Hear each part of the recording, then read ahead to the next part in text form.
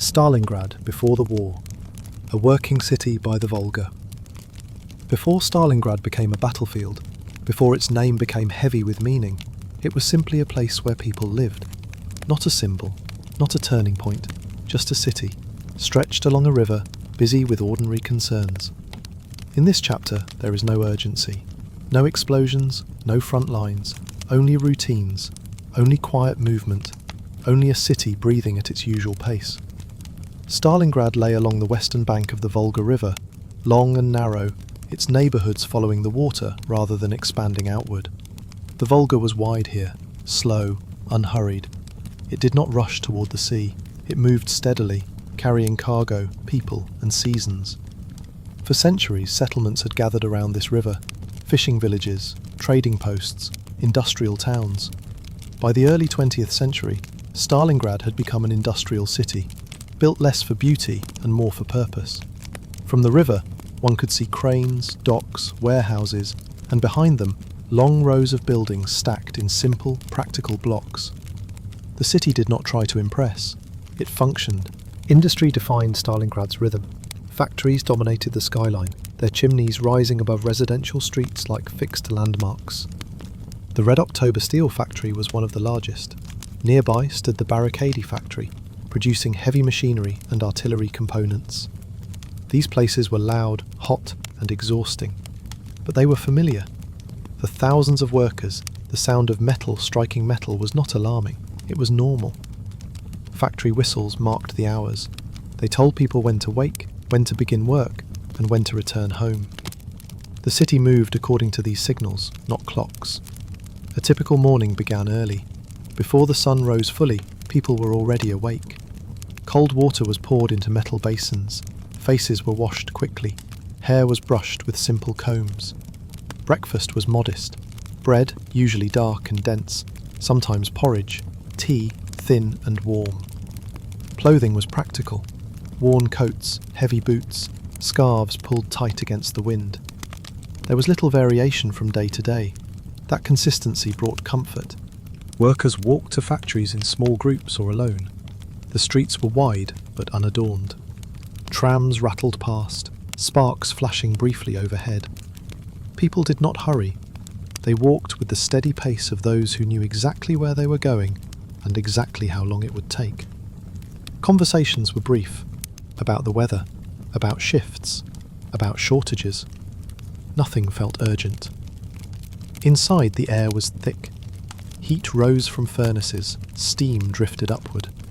The smell of oil clung to clothing and skin. Work was repetitive. Lift, turn, hammer, wait. Many workers had done the same tasks for years. Hands moved automatically. Minds wandered. Thoughts drifted to meals, to children, to rest. The factory was not a place of reflection. It was a place of endurance. Women worked alongside men in many roles. Some operated machines, others assembled parts or inspected materials. At home, they worked again. Cooking, cleaning, mending clothes. Life required constant effort, but effort had become habit. No one expected ease. Most people lived in communal apartments, large buildings divided into many small rooms, each housing an entire family. Kitchens were shared, bathrooms were shared, privacy was limited, walls were thin, sounds travelled easily. But people adapted. They learned when to speak softly, when to wait, when to ignore noise. Life flowed around inconvenience. In the evenings, after factory shifts ended, courtyards filled with quiet activity. Children played simple games, running, chasing, laughing softly. Older residents sat on benches, talking slowly, watching. Someone might play an accordion, someone else might hum along. Windows glowed with yellow light. Radios played music or news, often quietly, as background rather than focus. The city rested, but never completely slept. Food was basic. Bread was always present. Potatoes, cabbage, soup. Meat was less common. People learned to stretch meals, to make do. Recipes were simple. Portions were small. Hunger was not constant, but it was familiar. No one expected abundance. Children attended school regularly. Classrooms were plain. Wooden desks, chalkboards, portraits of leaders on the walls. Lessons emphasised discipline and effort. History was taught with certainty. The future was described as inevitable progress. Children repeated lessons, often without questioning them. After school, they returned to courtyards and stairwells, finding ways to entertain themselves without much. The Volga was always nearby. People crossed it by boat or ferry. In winter, they crossed on ice. It provided fish. It provided transport. It provided perspective. Standing by the river, the city felt smaller. The water moved steadily, indifferent to human schedules. In summer, people swam. In winter, they listened for cracks in the ice. The river demanded respect, not attention. Seasons changed gradually. Spring brought mud. Summer brought heat. Autumn brought wind. Winter brought silence. Winter was harsh but expected. Coats grew heavier. Windows frosted. Streets became quiet. Life slowed. People adapted, as they always had. By 1941, war had begun elsewhere. Newspapers reported victories and movements. Posters appeared on walls. But Stalingrad felt distant from it. Factories increased production, but factories always worked. The idea of war remained abstract, something happening far away to other people. There was confidence, spoken and unspoken. The city was important, the river was vast, the factories were essential. Surely Stalingrad would be protected. Surely life would continue. People planned weddings. People saved money. People thought about the future. No one planned for ruins. The summer arrived warm and bright. Dust rose from streets. The river reflected the sky. Markets continued. Children played. The city did not know this was its last, ordinary summer. Nothing in the air warned of what was coming. Looking back, this period feels suspended. A city existing in its final moment of normality, unaware that it stood at the edge of transformation. Stalingrad did not feel heroic. It felt habitual, and that was enough. This was Stalingrad before the war reached it. A city of workers, a city of routines, a city shaped by effort rather than spectacle. Soon, those routines would be broken. Not suddenly, not all at once, but quietly, with a sound carried on the air. In the next chapter, that sound will arrive. The first days of bombing, sirens, dust, and uncertainty. At first, the war did not arrive with destruction. It arrived with sound. A sound unfamiliar to the city, yet distant enough that many did not immediately understand what it meant. This chapter is about those first days, when Stalingrad began to realize that distance no longer protected it. The morning began as many others had. Factory whistles sounded. Trams moved along their tracks. People walked to work with the same steady pace. The Volga reflected the sky, unchanged, unconcerned. There was nothing in the air to suggest urgency, and yet, somewhere far away, engines were already moving toward the city. The sirens did not sound dramatic at first. They rose slowly, their pitch unfamiliar, stretching across the city like a question rather than a command. Some people stopped walking. Others kept moving. A few looked upward, shielding their eyes from the sun. Sirens had been tested before. Warnings had been practiced. This could be another exercise. No one wanted to assume otherwise. Life hesitated. Factory doors closed briefly.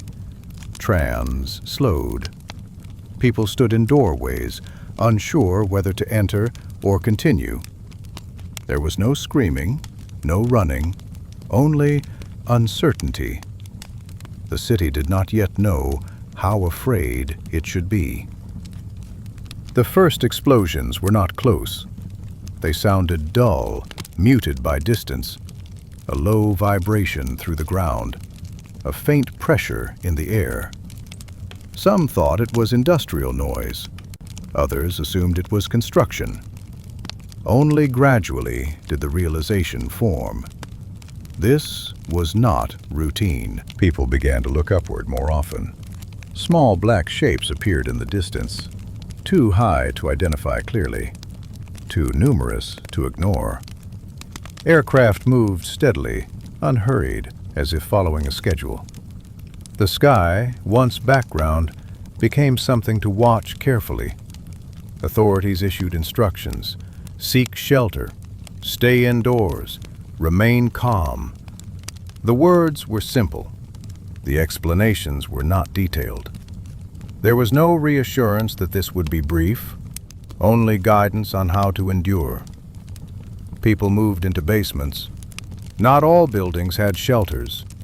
Not all basements were prepared. Some were damp, some crowded, some dark. Families brought blankets, food, radios. They sat quietly, listening. Children were told to be still. Time passed slowly underground. Waiting replaced work. Waiting replaced conversation. People waited for sirens to end, for sounds to fade, for permission to return above ground. The waiting was not dramatic. It was heavy. When people emerged, the city looked mostly unchanged. But small signs appeared: broken windows, scattered glass, smoke rising in thin lines. One building damaged here, another there. The scale was not yet clear, but the pattern had begun. Dust settled slowly. It coated streets, clung to clothing, collected in corners. The dust was new. It did not come from factories or roads. It came from walls, from ceilings, from parts of the city that had stood quietly for decades. People returned home more slowly. They listened for sounds. They avoided open streets. Some carried belongings they had never brought outside before: documents, photographs, small objects of personal value. Not because they knew they would need them, but because something inside suggested caution. Conversations grew quieter. Words were chosen carefully. People spoke about where to go if sirens returned, which buildings felt safer, which basements were deeper. Speculation replaced certainty. Children sensed change quickly. They noticed tension in voices. They noticed silences. Play became shorter, more subdued. Games moved indoors. Questions were asked. Few answers were given. Nightfall no longer brought rest. Blackout curtains were hung. Lights were dimmed or extinguished. The city darkened itself deliberately. Streets that once glowed faintly became nearly invisible. Sound traveled farther. Every noise felt louder in the dark. The bombings returned. Not always at the same hour, not always to the same places. There was no pattern that felt reassuring. Sirens sounded more frequently. People learned their meaning quickly. There was no longer confusion, only response. The sky changed character. Clouds no longer felt neutral. Clear weather felt dangerous. People preferred overcast days when aircraft might be delayed. Sunlight became something to distrust. Fires followed explosions. Some were small, some burned unchecked. Water was limited. Equipment was scarce. People formed lines, passing buckets. Effort slowed destruction, but did not stop it. Smoke lingered. Streets people had walked for years looked different. Landmarks were gone. Walls collapsed. Signs vanished. Orientation became harder. People navigated by memory, not sight. Factories were no longer background, they were targets. Work continued when possible, paused when necessary. Machinery was damaged, windows shattered. Production slowed, then resumed. The expectation was endurance. Sleep no longer followed night. People slept in short periods, between sirens, between sounds. Clothing was kept nearby. Shoes were not removed. Readiness replaced comfort. The Volga continued to move. Boats crossed cautiously. Smoke reflected in the water. The river did not respond to bombing. It remained steady. Its presence felt reassuring even as the city changed around it. Loss arrived quietly. A building gone, a neighbor missing. There were no large funerals, no time for gathering. Grief was brief, compressed by necessity. People moved on because there was no alternative. People adapted quickly. They learned which walls were strongest, which times were quietest. Routines adjusted. Life did not stop, it narrowed. Radios continued to broadcast. Information was limited. Updates were vague. Reassurance remained firm, even as reality contradicted it. People listened anyway. Listening felt better than silence. The city did not panic. It stiffened. Fear became controlled.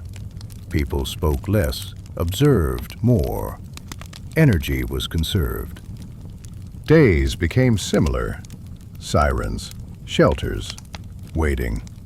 Time lost clarity. People measured days by damage, not calendars.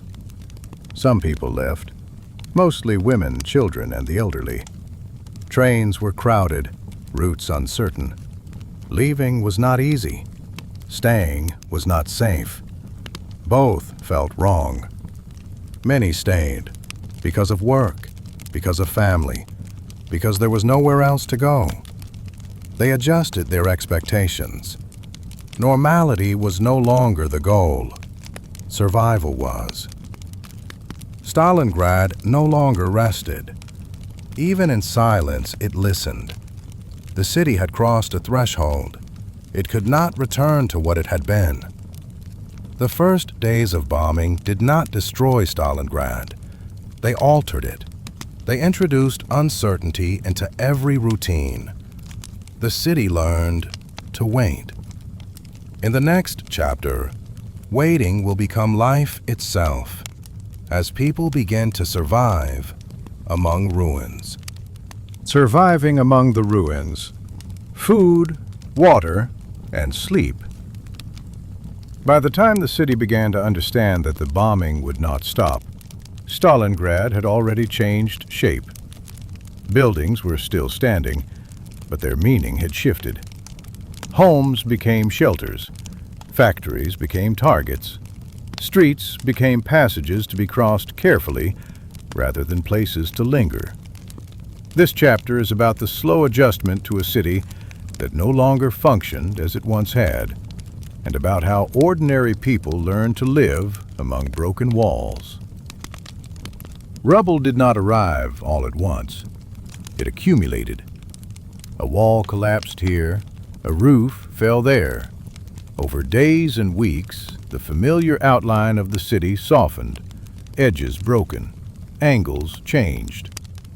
People learned new routes through the ruins, paths remembered rather than mapped. They stepped over bricks with the same familiarity once reserved for sidewalks. The city sounded different now. Where machines once dominated, there was scraping, loose stone shifting underfoot, wood creaking in weakened frames. Wind moved through open rooms, creating low, hollow sounds. Silence became more common, but it was not peaceful.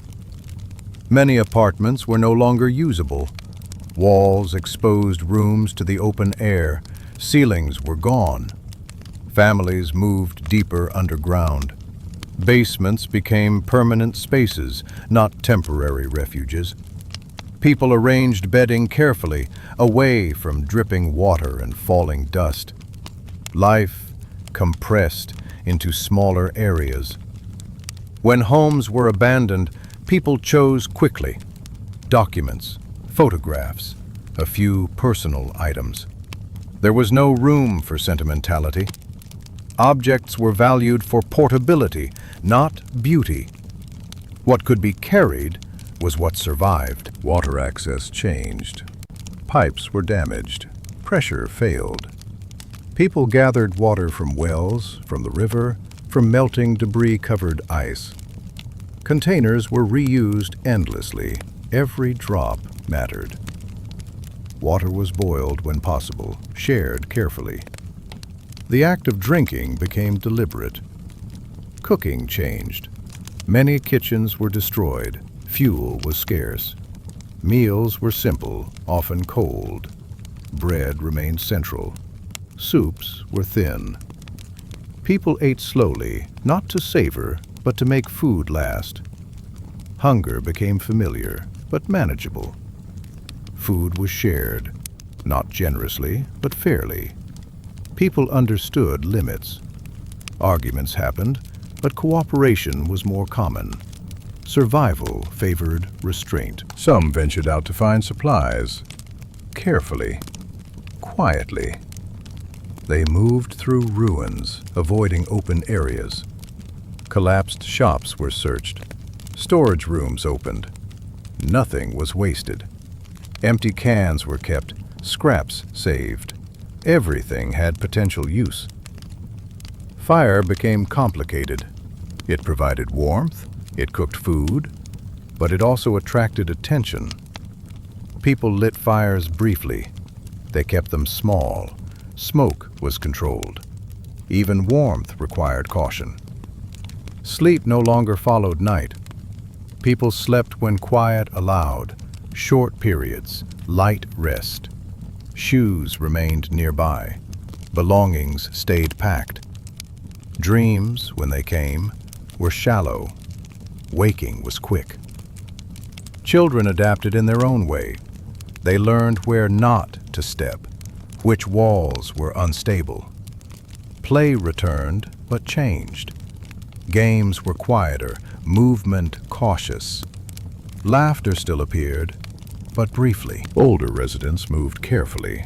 They rested often. They conserved energy. Others helped when possible. Age slowed survival, but did not stop it. The city moved at the pace of its weakest members.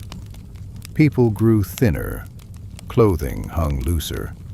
Faces changed shape.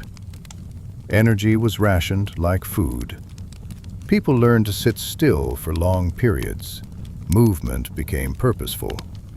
Cleanliness became difficult. Water was scarce, soap rarer. People washed faces and hands when possible. Illness was feared. Small efforts mattered. A clean cloth, boiled water. Routine persisted, even without comfort. Daylight became a window of risk. People moved early morning or late afternoon. Midday was avoided. Shadows became shelter. The sun, once comforting, now exposed movement. People listened constantly. Distant engines, falling debris, sudden silence. Sound carried information. Stillness often meant danger. Memory became navigation. People remembered where buildings had stood. They remembered staircases now buried. Memory guided movement through ruins. The past was a map. Emotions narrowed. Fear existed, but quietly. Grief was brief. Hope was practical. People focused on immediate needs. Long-term thinking faded. Community appeared in small acts, sharing water, holding doors, watching children. No speeches, no declarations, just presence. The river became more important. It provided water, fish occasionally. Crossings were dangerous, but necessary. The river connected what remained. Weather entered buildings. Rain fell indoors. Snow collected in rooms. People adapted. They layered clothing. They moved bedding. The line between inside and outside disappeared. Time became approximate. Days blended. People measured time by hunger, by quiet periods, by bombing intervals. Clocks stopped mattering. Routine returned slowly. Fetch water, find food, rest, repeat. Routine created a sense of control. Even minimal structure helped. People accepted conditions without surrender. They adjusted expectations. Life narrowed, but continued. Survival became normal. Rubble provided protection. Collapsed walls blocked shrapnel. Basements deepened. People learned where to stay. The city's destruction became its defense. Strength did not announce itself. It appeared in patience, in waiting, in small decisions repeated daily.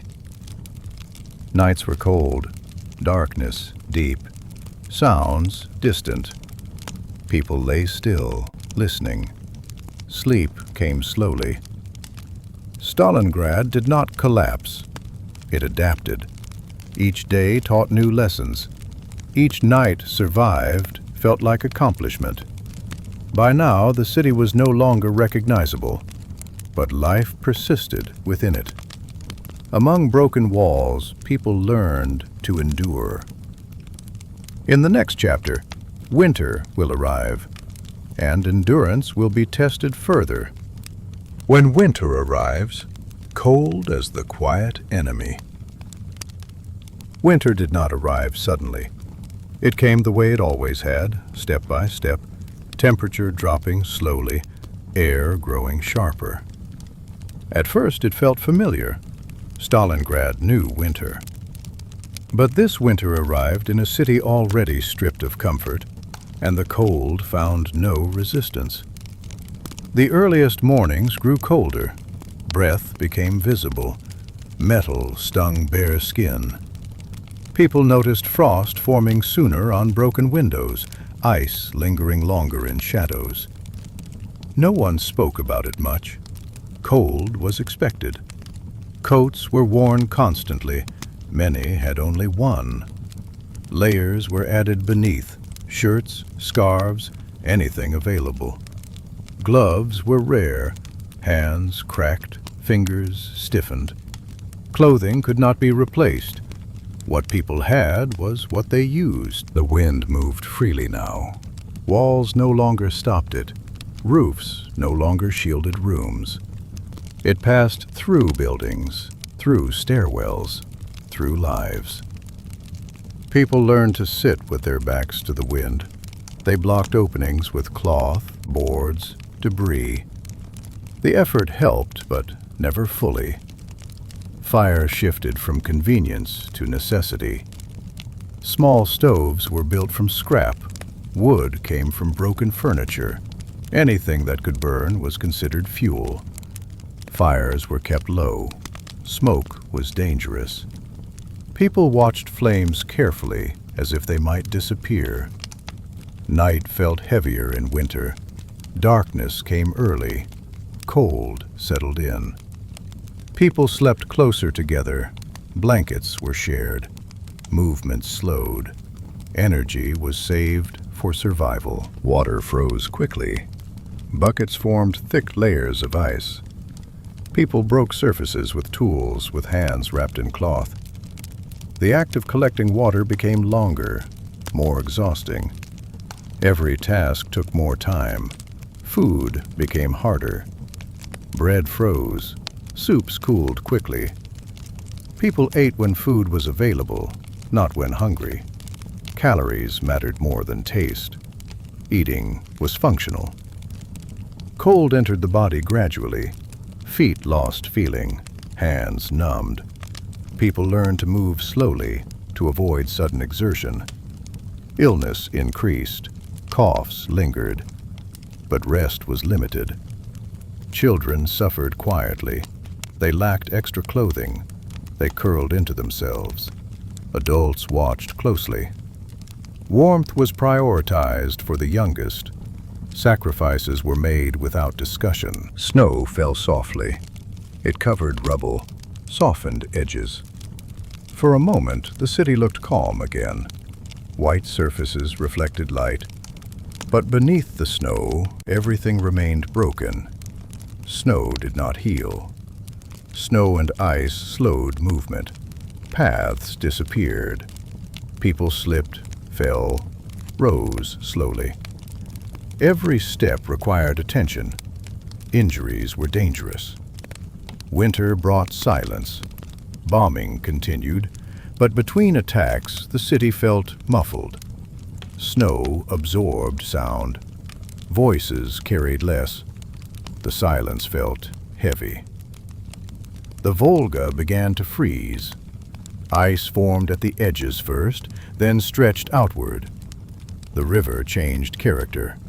It became solid but unpredictable. Crossing it was dangerous, yet sometimes necessary. People tested the ice carefully. One step, then another. The ice held until it didn't. Stories spread quietly of cracks, of loss. The river demanded caution. Cold became internal. Bones ached. Joints stiffened. Sleep was interrupted by shivering. People adjusted positions constantly, seeking warmth. Comfort was temporary. Routine narrowed further. Fewer trips outside. Longer rests inside. Tasks were combined. Efficiency mattered. Energy was finite. People sat close. Bodies provided heat. Conversation was minimal. Presence was enough. Shared warmth became communal survival. Stillness conserved heat. People learned to remain motionless for long periods. Waiting was warmth. Movement was risk. Cold affected thought. Concentration slowed. Decisions took longer. People relied on habit rather than planning. Habit required less energy. Cold claimed lives quietly. Elderly, ill. There were no funerals. Bodies were moved when possible. Grief was brief. Survival continued. Bombing felt different in winter. Explosions sent snow into the air. Smoke mixed with frost. Fire melted ice briefly. Then cold returned. People adapted constantly. They learned which corners were warmest, which times of day were safest. Adaptation did not mean improvement, only continuation. People spoke of cold more than time. Colder today, slightly warmer yesterday. Weather became calendar. Winter pressed down on the city, on bodies, on morale. But it did not stop life. It slowed it. Endurance became routine. Cold was no longer an event. It was a condition. People waited for warmth, for silence, for something to shift. Waiting filled long hours. Stalingrad held on, not through strength, but through persistence. Each day survived was enough. By now, winter was complete. The city existed within it. Cold was everywhere, and it stayed. Winter did not defeat the city, but it tested every breath. In the next chapter, we will turn our attention to the ordinary soldiers, their waiting, their boredom, and their quiet endurance. The ordinary soldier, waiting, cold, and boredom. Most soldiers in Stalingrad did not experience the war as a sequence of dramatic moments. They experienced it as waiting. Waiting in ruins, waiting in cold, waiting in silence broken only by distant sound. This chapter is not about strategy or victory. It is about ordinary soldiers and the quiet shape of their days. Many soldiers arrived without announcement. They crossed the Volga under cover of darkness, boats moving slowly, engines quiet. Some carried rifles older than themselves. Others carried nothing but packs and instructions. There were no speeches, no welcoming crowds, just movement into darkness. Stalingrad did not look like a city. It looked like fragments, walls without rooms, streets without direction. The smell was unfamiliar, smoke, dust, cold stone.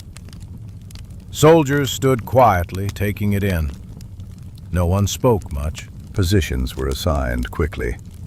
A room, a cellar, a trench dug into rubble. Shelter was relative. Protection was temporary. Soldiers learned their boundaries fast. A few steps too far meant exposure. Combat was brief. Waiting was long. Hours passed without movement. Soldiers sat against walls, weapons resting nearby. They watched shadows. They listened. Nothing happened. Then something did. Then nothing again. Cold followed soldiers everywhere. It entered boots, sleeves, bones. Metal froze skin. Weapons had to be handled carefully. Cold was not dramatic. It was persistent. Food arrived irregularly. Rations were simple. Bread, canned goods. Eating was quick. Taste mattered less than energy. Some saved food for later. Others ate immediately. There was no correct choice. Sleep came in fragments, short periods, eyes closed, mind alert. Soldiers slept sitting, leaning against stone. Dreams were brief, often interrupted. Waking was immediate. Weapons were tools. They were cleaned, checked, set aside. There was no romance, only function. A malfunction could mean death. Attention was constant. Soldiers learned the city's sounds: falling bricks, wind through openings, distant engines. Each sound meant something. Silence meant waiting. Time lost precision. Days were counted loosely. Morning and night mattered more than dates. The concept of weeks faded. Only duration remained. Some soldiers wrote letters. Many did not send them. There was nowhere to send them to. Letters stayed folded in pockets. They were read and reread. They connected soldiers to another life. During waiting, thoughts drifted. Home, food, sleep. Memories appeared without warning. The mind wandered because it had space to do so. Boredom weighed heavily. Not the boredom of comfort, but of tension without release. It drained energy. It dulled emotion. Soldiers learned to sit with it. Conversations were brief, quiet, about weather, about supplies. Jokes were rare, but not absent. Humor appeared briefly, then disappeared. Soldiers watched constantly. Windows, doorways, shadows. They assumed they were watched too. The city felt crowded, even when empty. Alertness became routine. Muscles remained tense. Relaxation was partial. Even rest required awareness. Loss occurred suddenly. A position silent. A face missing. There was little time to process. Replacement came quickly. Life continued. Weather shaped mood. Clear skies brought anxiety. Clouds brought relief. Snow softened sound. Cold slowed everything. The enemy was rarely seen. They were noise, movement, an idea. Dehumanized by distance and walls. Encounters were brief. Soldiers learned the ruins, which walls held, which floors collapsed. Ruins offered cover. They also trapped. Experience mattered. Small comforts mattered. A cigarette, warm tea, dry socks. They restored balance briefly. Bodies grew tired, weight dropped, sleep deprivation accumulated. But movement continued. Habit carried soldiers forward. Waiting was the war. Everything else was interruption. Soldiers waited for orders, for sound, for night. Fear existed quietly. It was controlled. Expressing it changed nothing. Silence conserved energy. Soldiers became defined by function. Name mattered less. Role mattered more. Identity simplified. The city absorbed footsteps, voices, lives. It gave nothing back. Night watch was long, cold, deepened. Eyes strained. Sound carried farther. Patience was required. There was no sense of story, no clear beginning or end, just continuation. The ordinary soldier did not feel heroic. He felt tired. He waited. In the next chapter, we will listen to voices from elsewhere, letters, memories, and thoughts of home that traveled quietly into the ruins. Voices from home, letters, memory, and quiet hope. In a city reduced to fragments, voices from elsewhere still found a way in. They arrived folded in pockets, spoken softly in memory, or imagined during long hours of waiting. This chapter is not about movement. It is about distance. Letters arrived irregularly, sometimes weeks apart, sometimes not at all. When they did arrive, they passed quietly from hand to hand. There was no announcement, just paper, creased and worn, carrying words from another world. Letters were read slowly, often more than once, each sentence absorbed carefully. The sound of the writer's voice was reconstructed in the reader's mind. Tone mattered. Word choice mattered. Silence followed reading. Many letters avoided detail. Writers spoke of weather, of meals, of routine. They did not describe fear. They did not describe loss, not because it was absent, but because words had limits. Some soldiers wrote letters they never sent. They folded them carefully, placed them in pockets or packs. These letters were for the writer, not the reader. Writing organized thought. It slowed time. When letters were absent, memory filled the space. People remembered kitchens, streets, familiar sounds. Memory did not require resources. It arrived uninvited. Memories focused on small details. A chair near a window. The sound of evening dishes. A familiar path walked many times. Large events faded. Ordinary moments remained. Home became abstract. Not a specific location, but a feeling. Warmth, safety, routine. Home existed in contrast to the present. Sometimes memories were shared. Quiet conversations at night, two people recalling similar scenes. The act of sharing confirmed reality beyond the ruins. Photographs were rare, but treasured. They were kept wrapped in cloth, shown briefly, returned quickly to safety. Faces in photographs felt both close and distant. Names were spoken quietly, family members, friends. Speaking names felt like acknowledgement, as if saying them kept them present. Hope existed, but without detail. People did not imagine futures clearly. They hoped generally, for warmth, for rest, for continuation. Hope was not a plan. Some remembered songs, lullabies, popular tunes. Music existed only in memory. Humming was rare. Silence was safer. Dreams blended past and present. Homes appeared beside ruins. Dreams were brief. Waking felt abrupt. Reality returned quickly. Those who wrote often repeated phrases. Repetition brought comfort. Consistency mattered more than creativity. Distance was no longer geographic. It was temporal.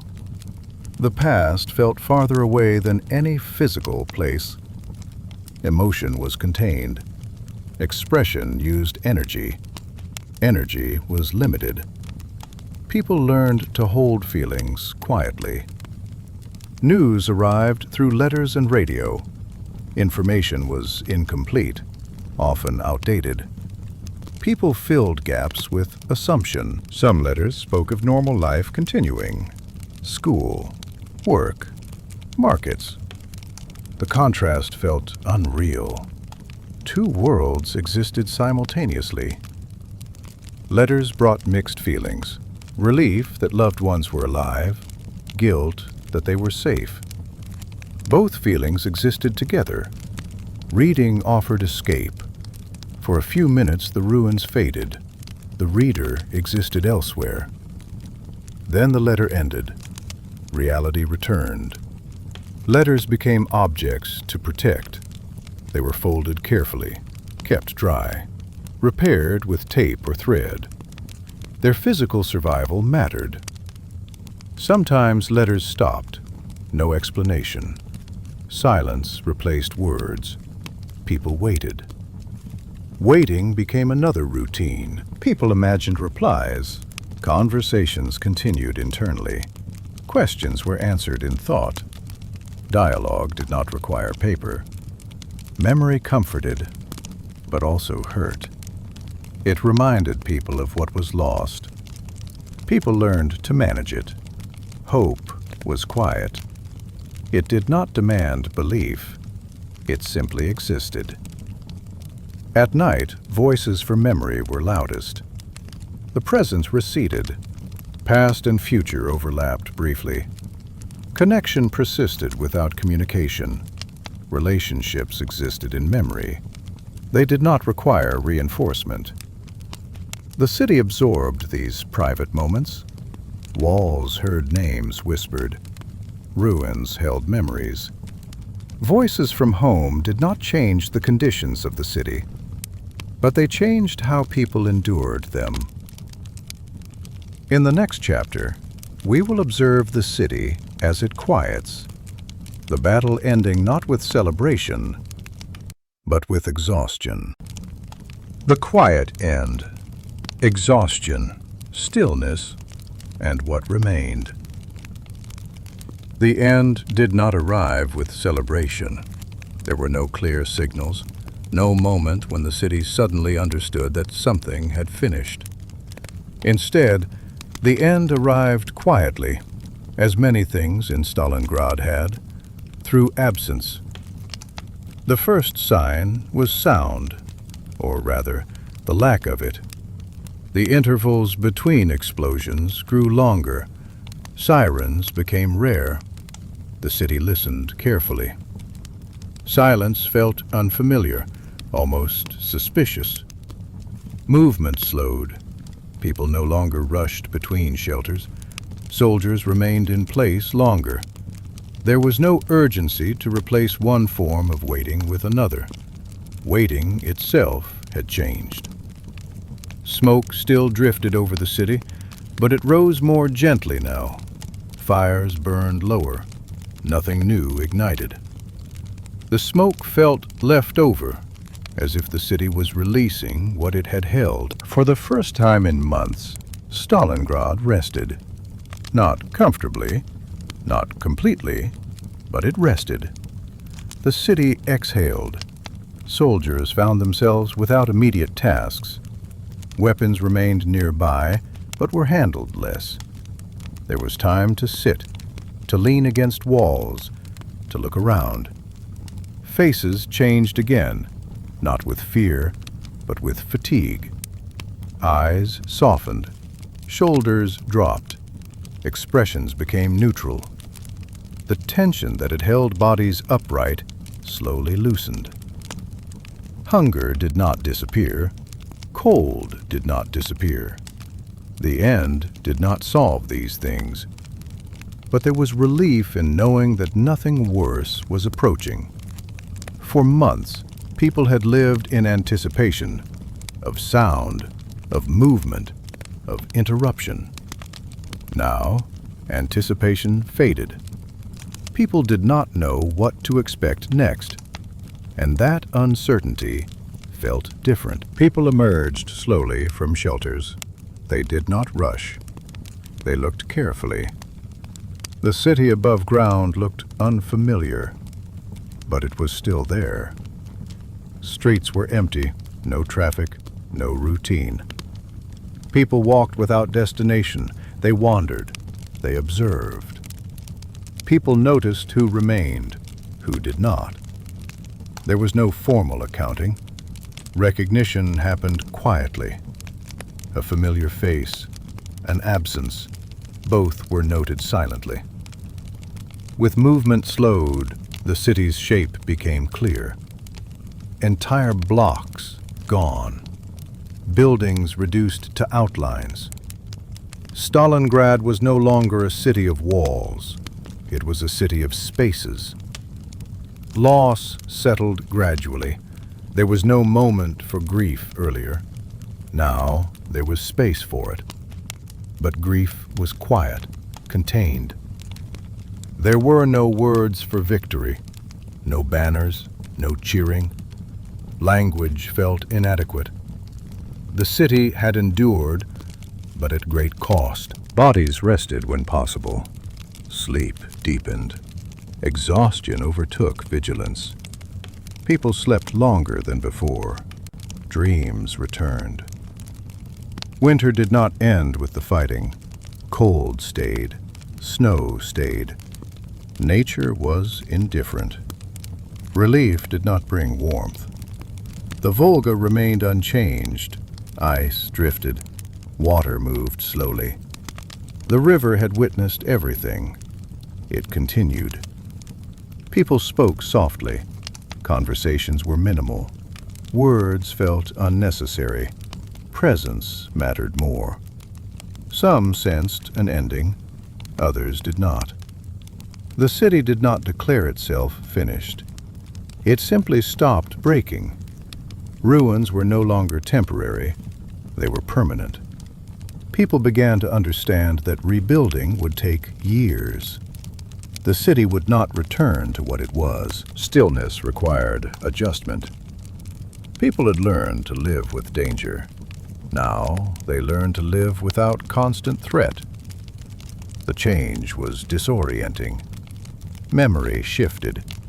Events moved from immediate experience to recollection. Stories formed slowly. There was no immediate meaning, no lesson drawn, only survival. Meaning would come later. Stalingrad had been held, not dramatically, but persistently, through waiting, through endurance. Relief existed, but it did not express itself loudly. It appeared as rest, as silence, as stillness. The cost was everywhere, in empty spaces, in reduced movement, in the way people avoided certain areas.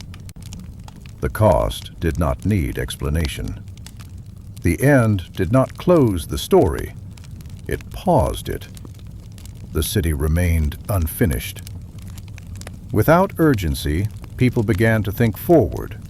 Not far, just the next step. Shelter, food, warmth. The end of the battle did not feel like an ending. It felt like quiet. In the final chapter, we will remain in this quiet and look at what Stalingrad became. A place of memory, monuments, and lasting silence. After the battle, memory, stone, and lasting silence. When the battle ended, Stalingrad did not immediately become something new. It remained what it was, a city shaped by absence. This chapter does not move forward quickly. It stays. It observes. The first days after the fighting were quiet, too quiet. People woke without sirens, without urgent commands. The absence of noise felt unnatural. Many listened, expecting sound to return. It did not. With movement allowed, the full shape of the city became visible. Entire districts were gone. Only foundations remained. Stalingrad was no longer a dense city. It was a field of fragments. People moved slowly.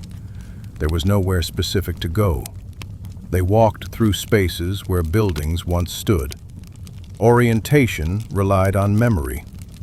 The city existed more clearly in the past than in the present. Loss was not counted precisely. It was sensed. In empty rooms, in missing voices, in names no longer spoken. Loss did not need measurement.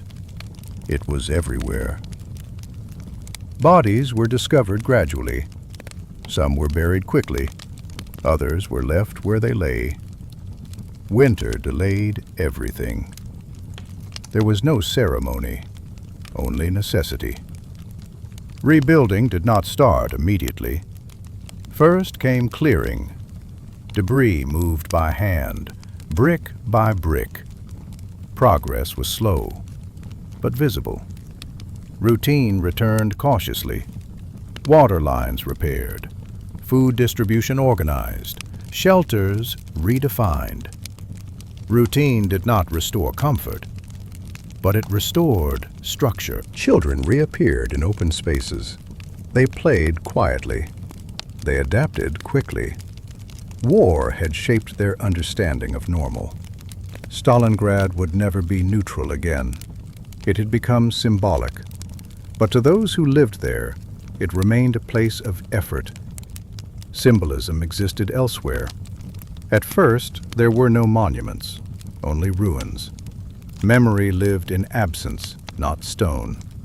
People spoke little about what had happened. Language felt insufficient. Silence carried more accuracy. The Volga flowed as it always had. Ice melted, water moved. The river did not change. It carried no marker of battle. Soldiers departed quietly. No parades, no ceremony. Departure felt like arrival, uncertain and restrained. Some ruins remained for years. They became part of the landscape. People built around them. Memory was not erased. Time softened sharp outlines. Pain dulled. Details blurred. But the weight remained. Children learned about the battle later, through lessons, through stories, not through experience. The difference mattered. The city would be renamed, but memory did not change names easily. History settled slowly. Silence became the city's memorial. Quiet streets, still air, pause. Silence held everything. The battle moved into books, into speeches, into numbers. But for those who lived it remained lived. Memory did not resolve. It existed. It did not ask for interpretation. Life resumed. Work returned. Children grew. The city moved forward, slowly. What remained was not triumph. It was persistence. Stalingrad carried its past quietly. It did not need to announce it. For those listening now, this story is distant, but it was once immediate. This chapter does not judge. It observes. The battle echoed for decades, in architecture, in language, in silence. Stalingrad became a place of stillness. Stillness held meaning. At last, the city rests. This has been the story of Stalingrad, not as a battle, but as a place lived in. A city of routines, interrupted and endured. Now we leave it quietly.